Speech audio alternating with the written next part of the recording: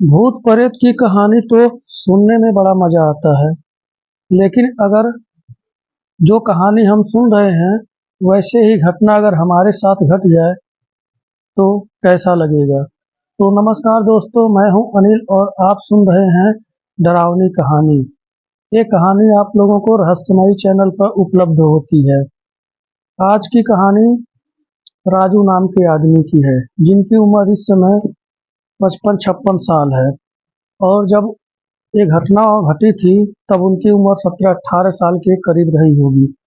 उनका कहना है कि वो एक बारी अपने खेतों में घूम रहे थे दिन के टाइम में ही।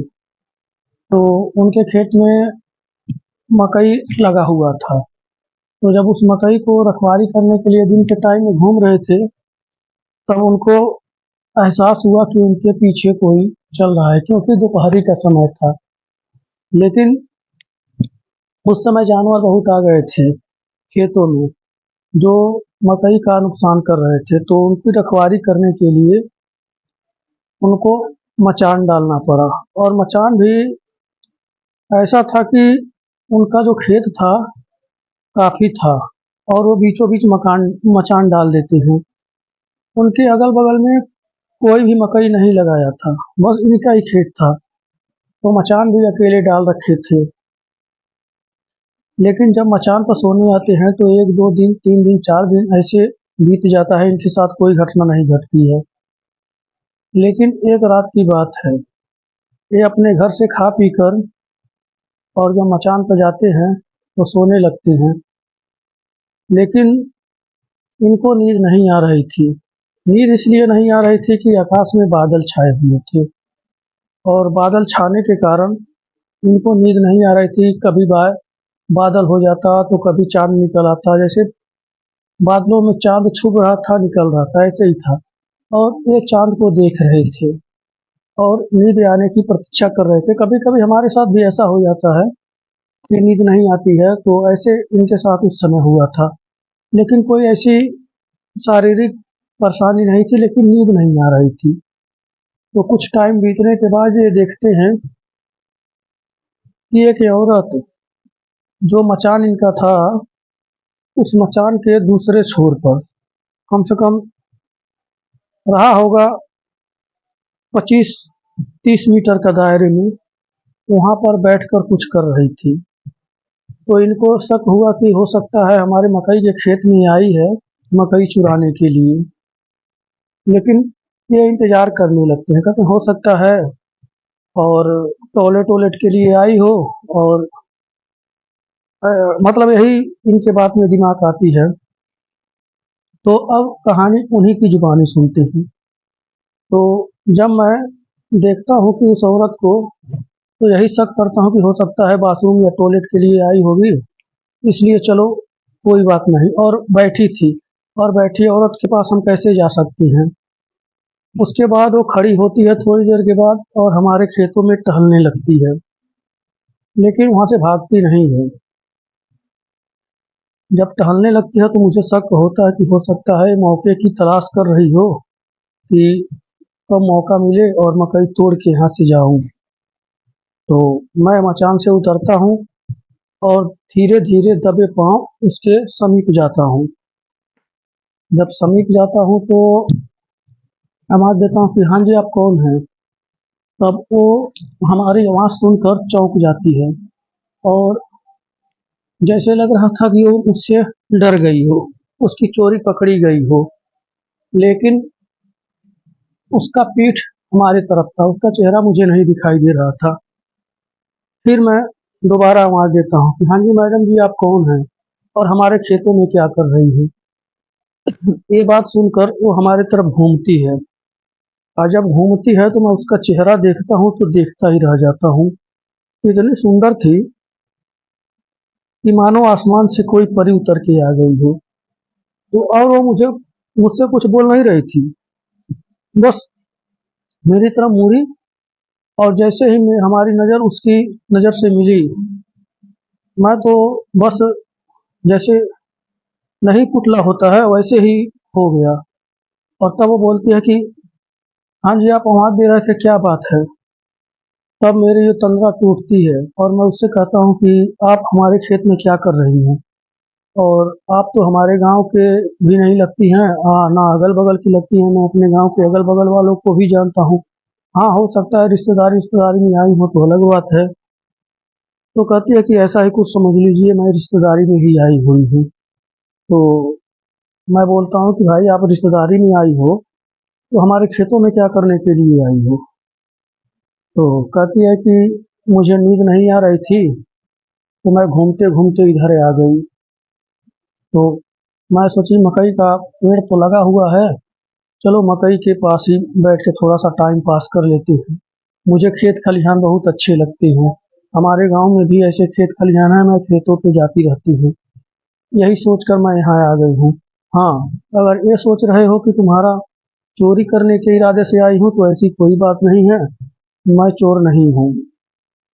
फिर कुछ टाइम हम दोनों बातें करने लगे। बातों बातों में उससे मुझे अपनापन महसूस होने लगा। न जाने क्यों, मुझे तो ये पता नहीं था। तो अपनापन लगने लगा। फिर धीरे धीरे बातों बातों में हमारी उसकी दोस्ती हो जाती है। दोस्ती होने के बाद अब वो कहती है कि मैं जा रही हूँ। मैं बोला चलो ठीक है जाओ, मुझे भी नींद आ रही है, मैं सो जाता हूँ। मैं अपनी मचान पर आकर सो जाता हूँ और वो चली जाती है। वो दिन तो बीत गया। अब ये चीजें रोज होने लगी। वो रोज हमारे पास आ जाती थी और हमसे मीठी मीठी बातें करती थी। और बातों बातों में हम दोनों में मिला जुला के प्यार भी हो गया था। लेकिन पहल कोई नहीं कर रहा था। पहल ना करने का कारण ये था कि न वो कुछ कहना चाहती थी, न मैं कुछ कहना चाहता था। बात यही पे अड़ी हुई थी। लेकिन धीरे धीरे करके एक दिन वही पहल करती है। कहती है कि हम दोनों इस मकई के खेत में बीचों बीच मिल रहे हैं। हम दोनों को लगता है प्यार हो गया है। आपका चेहरा मुझे अपनी तरफ खींच रहा है, इसीलिए तो मैं वहां से भागी भागी आपके पास चली आती हूँ। तो मैं उससे बोलता हूँ कि जैसा आपका हाल है वही हाल मेरा भी है। अब मुझे भी लगता है कि आपसे प्यार हो गया है। ये बातें सुनकर वो भी खुश हो जाती है और मैं भी खुश हो जाता हूँ। फिर हम दोनों कुछ देर तक प्यार मोहब्बत की बात करते हैं और लास्ट में एक हो जाते हैं। जो होना था हो जाता है। अब ये प्रक्रिया हम लोगों का रोज चलने लगा। रोज चलने का कारण ये था कि मैं भी अकेला था, वो भी अकेली थी, मैं भी जवान था, वो भी जवान थी। तो ये चीज तो होना ही था ये चीज। इसलिए कुछ दिन बीतने के बाद जब मकई कट जाता है, खत्म हो जाता है, खेत खाली हो जाता है, तब एक रात को कहती है कि अब तो हम लोग नहीं मिल पाएंगे।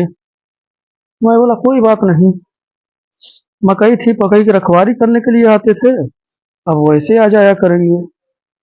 फिर मैं रात को 10-11 बजे के करीब अपने खेतों पर वैसे ही चला जाता था। मेरे घर में कोई रोकने टोकने वाला नहीं था। मैं ही जिम्मेवारी वाला आदमी था और मैं अपना जिम्मेवारी खुद समझता था। एक दिन कहती है कि मुझे यहाँ बोर लग रहा है, मुझे अच्छा नहीं लग रहा है, चलो कहीं घूम के आती हूँ। मैं बोला चलो ठीक है घूम लेते हैं। वहां से थोड़ी ही दूरी पर एक तालाब था। तालाब के किनारे वो मुझे लेके जाती है, लेकिन मैं उस तालाब के बारे में सुन रखा था। मैं ये सुन रखा था कि यहाँ भूत प्रेत रहते हैं, लेकिन मैंने कभी भूत प्रेत को वहां पर देखा नहीं था, ना ऐसी कोई हमारे सामने घटना हुई थी। तो तालाब पर मैं उसके साथ चला जाता हूँ। अब कहती है कि गर्मी बड़ी लग रही है, मैं नहाना चाहती हूँ। तो मैं बोला ठीक है तुम नहा लो, कोई दिक्कत नहीं है। अब हम लोगों में सब कुछ तो होता ही था, तो इसमें शर्म वाली कोई बात तो थी नहीं। तो कहती है कि ऐसा करो, तुम भी नहा लो हमारे साथ। मैं बोला नहीं, हम नहीं नहाएंगे, तुम नहा लो। तो जिद करने लगी, बड़े प्यार से बोलने लगी। तो मैं भी राजी हो गया, मैं चलो ठीक है नहा लेते हैं। अब जब हम दोनों पानी में उतरते हैं तो तालाब ऐसा नहीं था कि उसमें गहराई नहीं थी, तालाब बहुत गहरा था। लेकिन वो धीरे धीरे जब तालाब के अंदर जा रही थी तो उसके कमर तक ही पानी रह रहा था। और मैं जैसे जैसे आगे बढ़ रहा था तब हमारा जो शरीर था पानी में डूबता ही जा रहा था, जैसे गले तक आ गया। तो उसका देखता हूँ तो उससे कमर तक। मैं बोलता हूँ ये कैसे हो सकता है, तुम्हारे कमर तक ही पानी है और हम तो पानी में सो गले तक आ गया है। तो वो कहती है कि तुमको तैरना नहीं आता है ना, मैं तैर रही हूँ। अब उसके बाद जब गले से थोड़ा सा आगे यूं ही बढ़ता हूँ तो सीधे मेरा पैर नीचे चला जाता है और मैं डूबने लगता हूँ। और मैं जब डूबने लगता हूँ तो वो मुझे उसी में दबाने लगती है, जैसे मेरे शरीर पर कितना भार चढ़ चढ़ गया हो।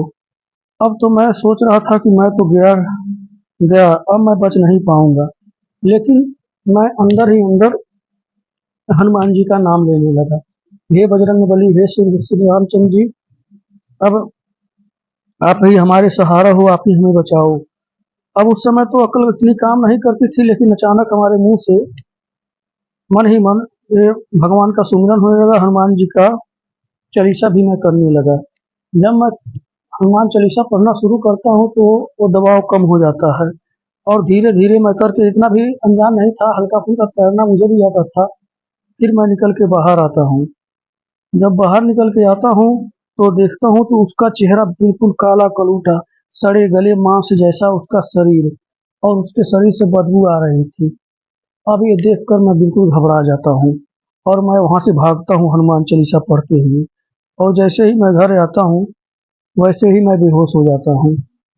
बेहोश होने के बाद हमारे घर वाले हमको उठाते हैं, चारपाई पे अंदर लेटाते हैं और गांव के किसी झाड़ फूक करने वाले को बुलाते हैं। जो झाड़ फूक करने वाला था वो पहुंचा हुआ व्यक्ति था। वो एक नज़र में देखकर पहचान गया कि मेरे साथ क्या हुआ है। उसके बाद जब मैं होश में आता हूँ तो वो कहता है कि भाई तुम ऐसे ऐसे इतने दिनों से एक चुड़ैल के चक्कर में पड़े थे। तो मैं उससे बोला कि भाई चुड़ैल के चक्कर में तो मैं पड़ा था, मुझे नहीं पता था ये चुड़ैल है, ये तो इंसानों जैसी मेरे साथ 3 महीने तक रही है और अब मुझे मारने के लिए देखो ऐसा ऐसा खेल कर दी।